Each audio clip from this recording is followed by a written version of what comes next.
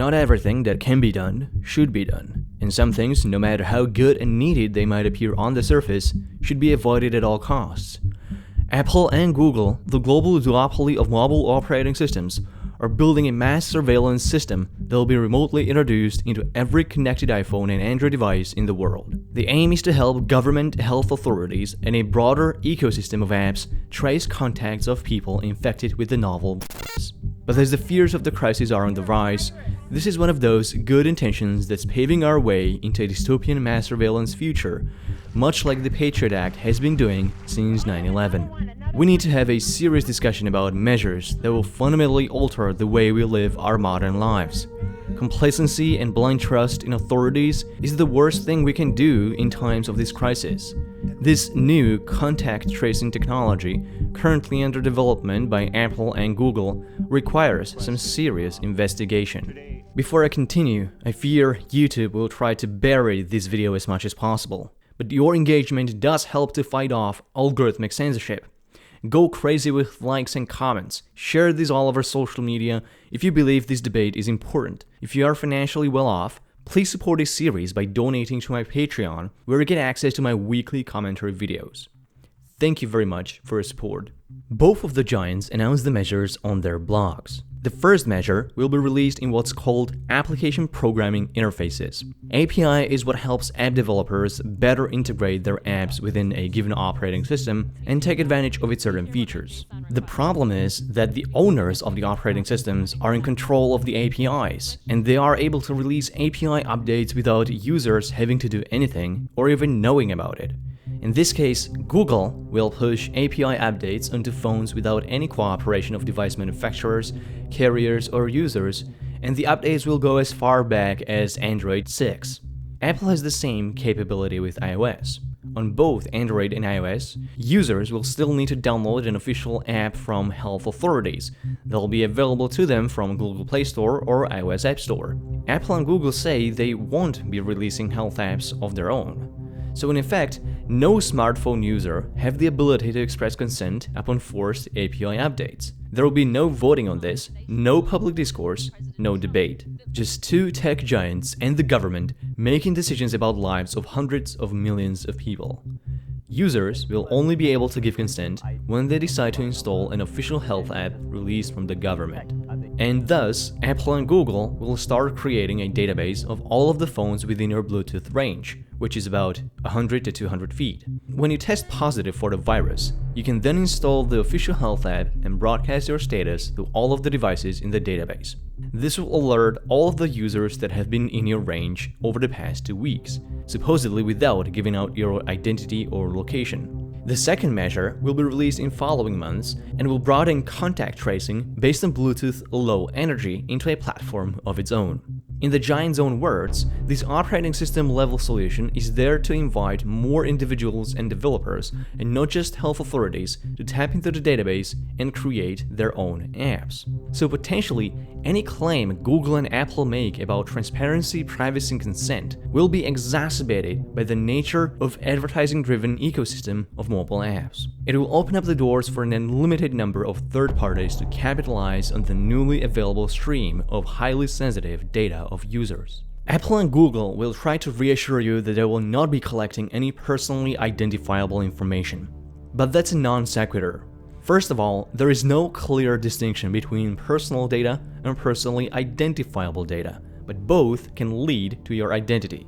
Even if you strip away obvious identifiers like names or zip codes, how many people share your circle of contacts, frequent shops, waking hours, interests, or occupation? And second, both Google and Apple hold or have access to other identifiable information that can be linked with the anonymized database of contact tracing and reveal individuals. They still know your device information, contacts, phone numbers, location, or unique phone IDs, all of which can be tied to your data from the contact tracing system. It is impossible to guarantee anonymity of location data once that's connected to another database. Re-identification of anonymous databases has been an easy task for researchers for decades. With 3 to 4 data points, you could re-identify 87 to 95% of anonymous cases. With modern AI, it may take less than an hour to find 84% of identities in an anonymous database. In one study, the success rate went all the way to 99.98% with just 15 demographic attributes. Now, take into account that tech companies like Apple and Google hold thousands of data points on you. No amount of anonymization of contact tracing is going to mean anything on the long enough timeline. And that timeline is important, as we'll reveal in a moment. Google stated it will not be collecting user location data, but in practice, this cannot be true. Some location information will have to be used, so that a user based in Los Angeles won't have to download a full database of users from New York. Google publicly documented that downloading broadcast keys of positive cases will in fact be based on users' regions, but the search giant refused to provide further specification. But it does mean that iOS and Android devices will have to communicate some location data to the central server. Furthermore, Bluetooth technology has inherent privacy issues. With Bluetooth turned on, your phone broadcasts its presence to nearby devices and its signals can be easily picked up and identified. Your device can have a fixed MAC address or show an explicitly identifiable name. These can be picked up by antenna boosters that cover large areas, which can be used for mapping and correlation attacks. Malicious actors can thus de-anonymize targeted users of contact tracing apps or wreak havoc by spamming false alerts. What's worse is that this attack can be done passively by simply observing the central server to see if a targeted user reports a positive test. And now let's get to that important timeline. Much like with Patriot Act after 9/11, these contact tracing measures are also promised to be temporary and immediately discarded once the pandemic fades away. But near 2 decades later, Patriot Act hasn't expired. In fact, the government's surveillance powers has grown ever since, to the point where, in the name of national security, the intelligence community is collecting private information on everybody by default, just in case it might come in handy in the future. What we can at least partially blame for this was a lack of clear goal. We never envisioned when it would be the end of counterterrorism. After taking out the mastermind behind it, the surveillance did not stop there, but expanded. What is the end goal of contact tracing during this pandemic? When do we determine it is no longer necessary? When we reach the tipping point? When we flatten the curve?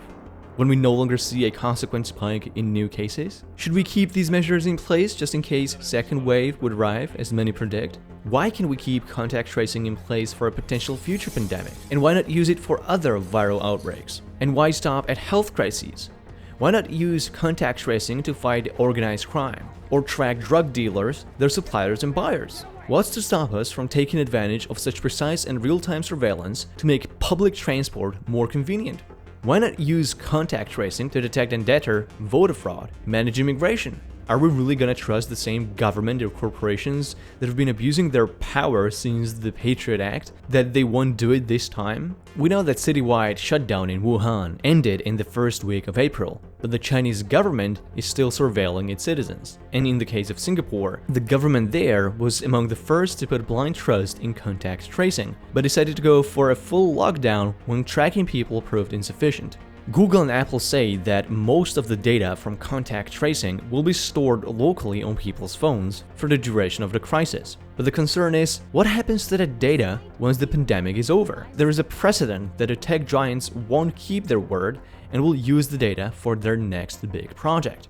In 2015, Google illegally acquired identifiable records of 1.6 million patients from a UK healthcare trust. Google's DeepMind then used real patient data to develop and test a new health app called Streams. Google then promised it wouldn't be connecting patient information from DeepMind Health with their Google accounts. But in 2018, Google moved the DeepMind subsidiary under its own wings and bridged the sensitive health data with Google services. What was the reasoning behind it? Google wanted the Streams app to scale globally. Should we expect Apple and Google to resist the temptation to scale the contact tracing tech globally when the opportunity arises? What's most tragically deceiving about contact tracing is that it is fundamentally inadequate. Any such system would still heavily rely on testing. Test kits for this disease have been imperfect to say the least, and oftentimes led to false positives or negatives. But even with completely accurate testing, the capacity is still going to be limited, and contact tracing would even further overwhelm the demand for tests. So in the end, constant Bluetooth-based mass surveillance would be of little to no help because of the bottleneck of standard testing. yet we are still expected to sacrifice so much of our freedom and privacy. Professor of Security Engineering at the University of Cambridge, Ross Anderson, warned about several major flaws in the design of contact tracing technology. Anderson warns that Apple and Google cannot promise equal levels of privacy and security. If they opted for a centralized structure, then all the data would be flowing into one location and create a single point of failure, very lucrative to hackers and advertisers willing to pay premiums for access to such a database.